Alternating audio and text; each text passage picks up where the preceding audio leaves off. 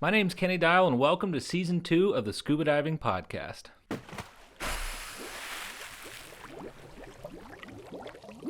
We're good. We're live. We're live, all right. Thanks for coming on. Absolutely, my pleasure. And now you're an independent instructor Yes, I am.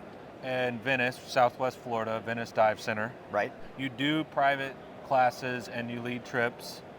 Correct. Finding shark teeth, we'll get that in a second. That's very cool. You also work for the dive shop. Yes. And that works for both of you. It works really well for both of us. It's And kind of so- a nice marriage. And there's no competition. They come up and they say, I want you to teach me. I don't want to go to the old dive shop. And they're okay with that. Sometimes it's their recommendations to turn someone over to me as a private lesson. Now, why would a shop rather turn someone over to you versus... I'm a dual agency instructor. I work with PADI and with NAUI.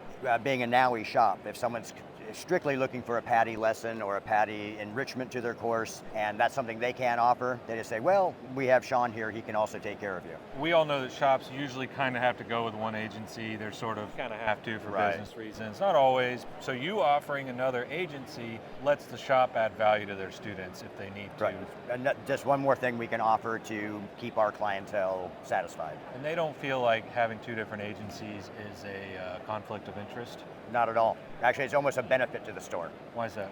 Rather than just you're sending them out. We come in, I'm looking for some training, I definitely want to be PADI, rather than saying, oh, well, we don't do that, go try the shop up the street. Well, they're also going to buy their wetsuit and their BCD up the street. Rather than having an instructor, you can say, well, we offer the NAUI courses, however, we have an independent instructor who can also take care of you with PADI as well, instead.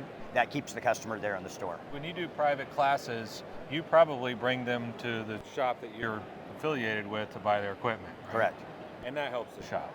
Exactly. They'll probably join the shop's dive trips, I assume, and Yeah, which we have a popular dive charter that we bring people on, and they want to dive with me again. It's very typical for your students to want to hang out with their instructor, buy what the instructor has, go where the instructor goes. yeah, absolutely. And now you're in Venice, which is the shark tooth capital of the world, Right. Particularly Megalodon Teeth. It's Yes. the Megs. The Megs is what people are looking at. We have all types of shark's teeth out there, but the Megs are what people are hunting for. Now, is it good for the other stuff too? The other teeth, or is it excellent.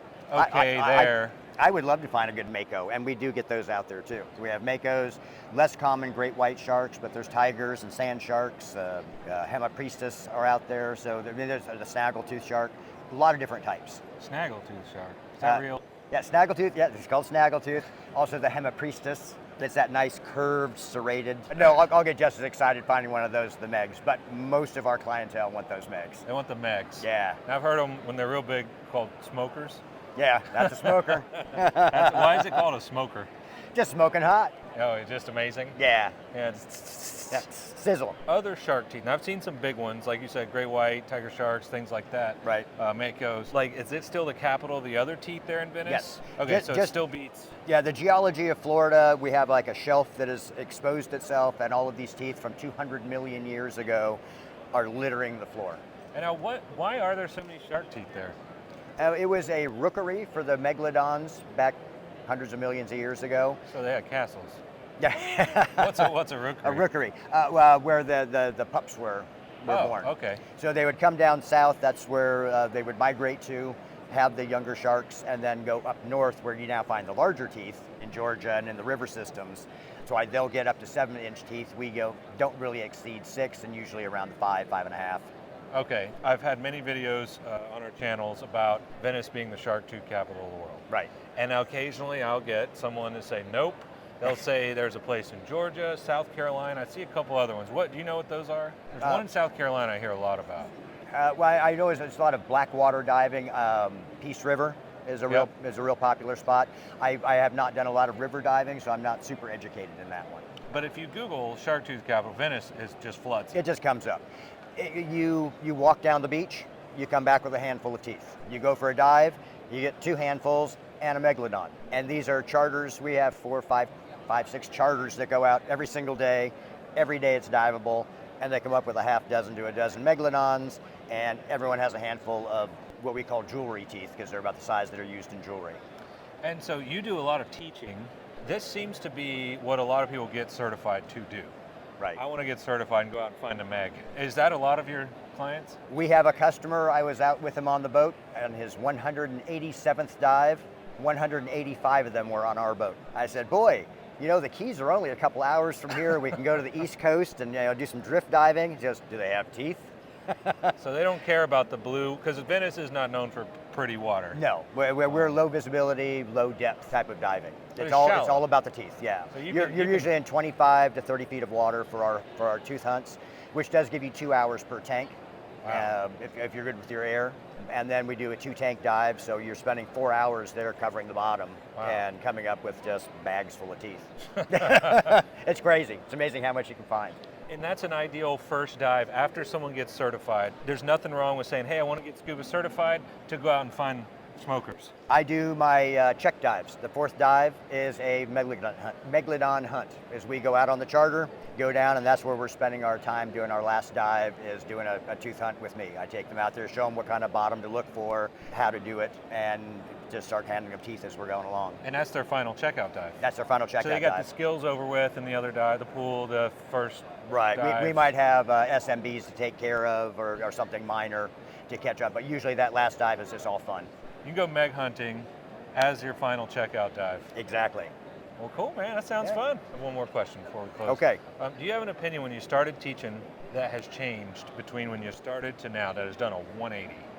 Yes. What's that? This is it's a delicate subject. That's okay. Teaching people to dive in 4 days during certification. So now I do have a feeling that certification is one thing, learning to dive does take more time. So you just got to get their butts in the water. And I have actually started developing a program of, okay, now you're certified, let's learn to dive. Spend more time on finning, spend more time on buoyancy, spend more time on streamlining yourself. Just the things that you need to do to be a happier diver, your general navigation, behavior on a dive boat. It just takes a little bit of time. So I'm trying to get people to kind of not consider that the end of the course or jumping right into the next one, but to spend a little bit of time actually learning their skill, and they're much happier divers after that. I couldn't agree with that more, and we're seeing that more and more, and I think the word's getting out a little bit better. The courses are boiled down so short, they're kind of, this is just how not to die. Right. We just show you can clear your mat, you can do X, Y, and Z, put your reg back in, whatever. But none of those things, we know that the skills don't stick. Right. It's just not enough repetition. I've seen certifications as little as 2 days it's possible. I had an operator that asked me to do 2 days. I did 2 of them, and will never, ever do a 2-day course again. And a 4-day course, 4 days is about industry average. Yes. And that is tight. It still is tight. Unless you're a natural and maybe you've already been around somebody doing it, it's just not going to take. Exactly. When do you feel like they get to that level where, okay, we're kind of now able to go from focusing here to out there? How many dives do you think after open water, on average? Everyone's different, but the average. On average, probably just another 3 to 4 days. 3 to 4 days. Yeah. Okay. And we'll usually do 2-tank dives on each of those days. It's a comfort level. It's becoming comfortable underwater to where your sac rate's coming down because you're not just so overtasked with these new duties. Yeah. And you start just really enjoying the water, the way we do. Yeah, to where it finally goes from fighting the elements here to worrying about how much air do I have? Yeah, you see that they're going around. Just, that's good. That's nice. There's a Meg Tooth. Yeah, just spend time looking at the sea. The things we go down there for. The fog clears. Exactly.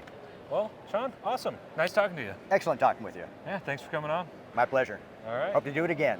Yeah, we're gonna probably see you in Venice. So. All right.